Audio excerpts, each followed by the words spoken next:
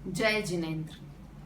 अष्टानी का पर्व प्रारंभ हो रहे हैं, तो आज हम नंदीश्वर द्वीप की रचना यहाँ से देखते हैं कि कैसे नंदीश्वर द्वीप में 52 जिन मंदिर बने हुए हैं।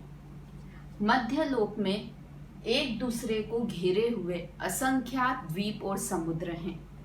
जैसे सबसे पहला द्वीप है जम्बू द्वीप, तो उसे घेरे हुए उससे डबल लवण समुद्र है। उसके बाद घाटकी खंड द्वीप, फिर उसे घेरे हुए कालोददी समुद्र, और वो सब एक दूसरे से डबल विस्तार वाले हैं। तो अगर हम इस तरह से 7 बार द्वीप फिर समुद्र फिर द्वीप फिर समुद्र ऐसे करके हुए 8वें द्वीप पर आते हैं, तो उस 8वें द्वीप का नाम है नंदीश्वर द्वीप।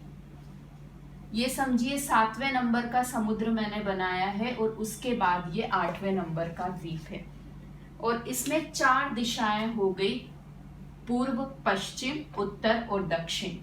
अब ये जो विस्तार है इनका, ये सब एक दूसरे से डबल डबल विस्तार वाले हैं। जितना द्वीप है उससे डबल समुद्र, फिर उससे डबल द्वीप, उससे डबल समुद्र। तो इस तरह से जब हम 8वें द्वीप पर आते हैं, तो इस नंदीश्वर द्वीप का टोटल विस्तार है 163 करोड़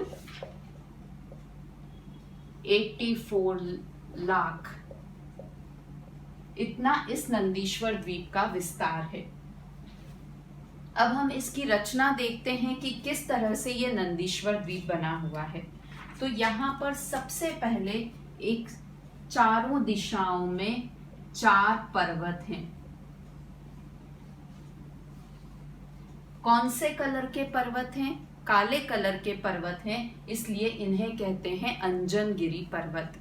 अंजनगिरी इनका नाम है। और इन पर्वतों के ऊपर एक एक जिन मंदिर बना हुआ है।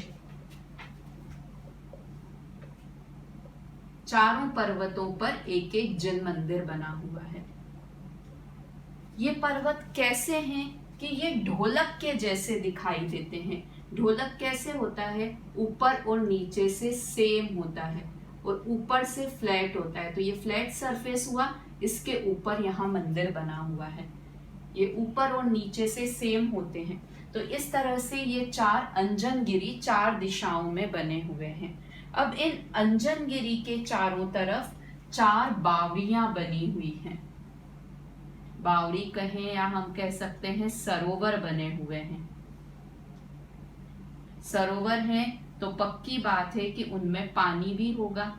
तो पानी भरा हुआ है और वो मल रहित पानी, निर्मल पानी है यहाँ पर। अब इन सरोवरों में, ये सरोवर कैसे हैं? स्क्वायर शेप में है। चारों तरफ से समान आकार, समान लेंथ और ब्रेड्थ वाले हैं, इसलिए समान है, स्क्वायर बने हुए हैं।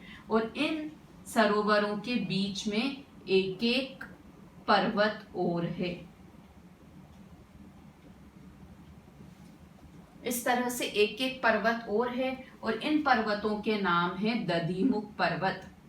ये थे अंजनगिरी, ये दधिमुख पर्वत। तो दधिमुख पर्वत ये कौन से कलर के पर्वत हैं कि ये वाइट कलर से बने हुए पर्वत हैं। और इन पर्वतों के ऊपर भी फिर एक और एक एक जिन मंदिर है।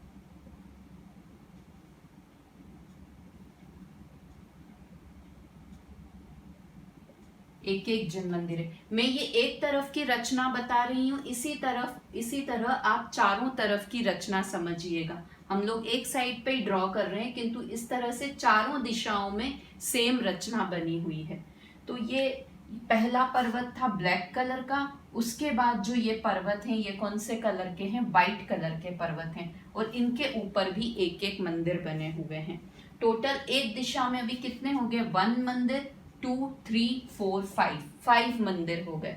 इसके बाद ये जो बावरियां थी, इनके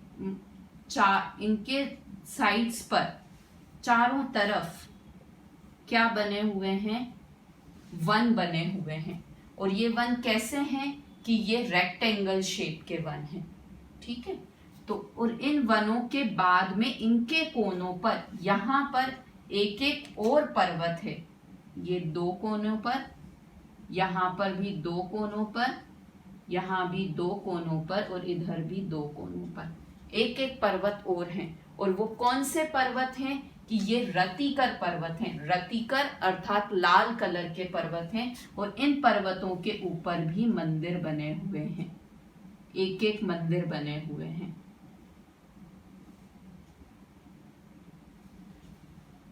इस तरह से ये रचना है। तो इसमें समझिए पहले तो सबसे पहले कि ये जो पर्वत था ये सबसे बड़ा पर्वत है, अंजनगिरी पर्वत, जो कि काले कलर का था। और इसकी क्या हाइट होती है कि 84,000 योजन का ये एक अंजनगिरी पर्वत है। उसके बाद जो ये बीच के दधिमुख पर्वत हैं ये कितने हैं, 10,000 योजन हाइट वाले हैं। और जो ये रतिकर पर्वत जो कि रेड कलर के हैं वो 1000 योजन वाले हैं। इस तरह ये सबसे बड़ा, उससे छोटा और ये वाले सबसे छोटे पर्वत हैं।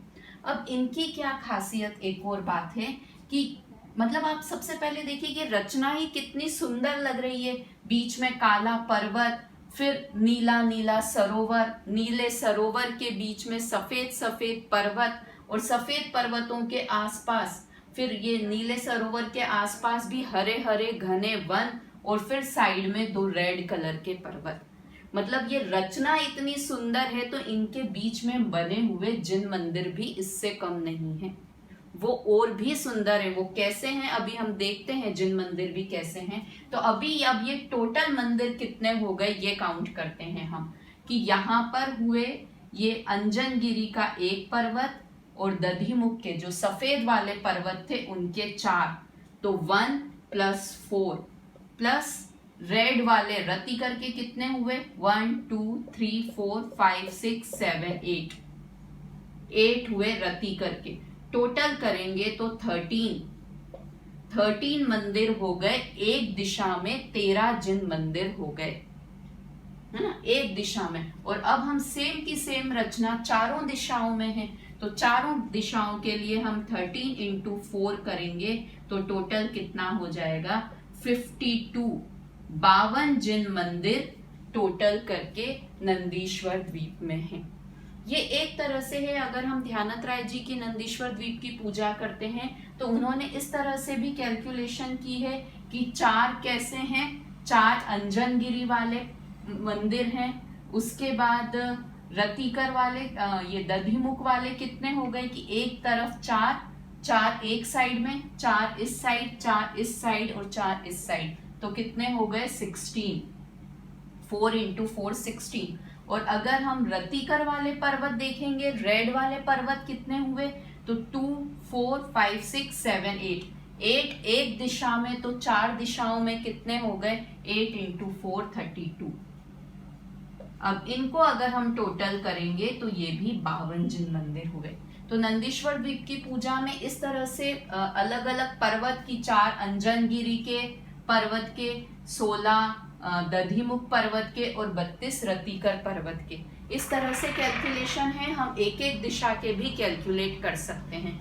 तो इस तरह से ये बात है। अब यहाँ पर कि अब इतनी सुंदर तो ये पर्वतों की टाइप है, अब मंदिर कैसे हैं कि ये मंदिर अकृत्रिम हैं, किसी ने इन मंदिरों को बनाया नहीं है, रत्नों से बने हुए ये मंदिर है। और एक एक मंदिर में 108 प्रतिमाएं हैं। कितने विशाल ये मंदिर हैं, 108 प्रतिमा। हम सोच सकते हैं एक मंदिर में कि हाँ अभी भी देखने को मिल जाती है। बुंदेलखंड की यात्रा करिए, वहां एक एक जगह पर बहुत सारे मंदिर और बहुत सारी जिन प्रतिमाएं हैं। जब वहां पर बनाने वाले नहीं थके तो हम दर्शन करने वालों को भी नहीं थकना चाहिए वहां के दर्शन करके।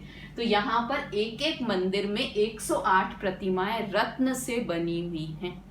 बहुत सुंदर वर्णन नंदीश्वर द्वीप की पूजा में आता है। और कैसी हैं कि 500 धनुष ऊंचाई वाली पद्मासन प्रतिमाएं हैं इन मंदिरों के अंदर। तो अब आपको लग रहा है कि इतनी सुंदर रचना है तो क्यों नहीं हम भी नंदीश्वर द्वीप चलें, कि नहीं, ये हमारे लिए पॉसिबल नहीं है, क्योंकि ये द्वीप समुद्र में जब हम तीसरे द्वीप पर आते हैं, पुष्करवर द्वीप, उसके भी आधा हिस्सा वहां पर एक मानुषोत्तर पर्वत आ जाता है और उससे आगे मनुष्य, कोई भी मनुष्य उस पर्वत के आगे नहीं जा सकता, है ना, मानुषोत्तर पर्वत के आगे। तो ये तो 8वां द्वीप है, 2.5 द्वीप के बाद ही नहीं जा सकते, तो 8वें द्वीप में तो हम कहाँ जा सकते हैं, किंतु यहीं से भाव पूर्वक हम उनकी पूजा कर सकते हैं। तो अब यहाँ पर कौन जाते हैं इतने सुंदर मंदिरों में, कि देवतागण इन 8 दिनों में नंदीश्वर द्वीप में, जो ये अष्टानिका महापर्व है, उन दिनों में यहाँ नंदीश्वर द्वीप के दर्शन करने जाते हैं। और कैसे जाते हैं कि 4 प्रकार के देव होते हैं, वैमानिक, व्यंतर, ज्योतिष और भवनवासी। तो ये चारों देव, जैसे वैमानिक देव यहाँ पर हैं, भवनवासी यहाँ पर, व्यंतर यहाँ पर, ज्योतिष, तो वो ऐसे टर्न बाय टर्न घूमते रहते हैं, 6-6 घंटे की फेरी। 6 घंटे इधर वैमानिक देव हैं, फिर इधर व्यंतर देव थे, तो यहाँ पर वैमानिक आ जाएंगे, व्यंतर यहाँ से निकल के इधर, फिर यहाँ वाले इधर, इस तरह से ये परिक्रमा लगाते रहते हैं पूरे समय।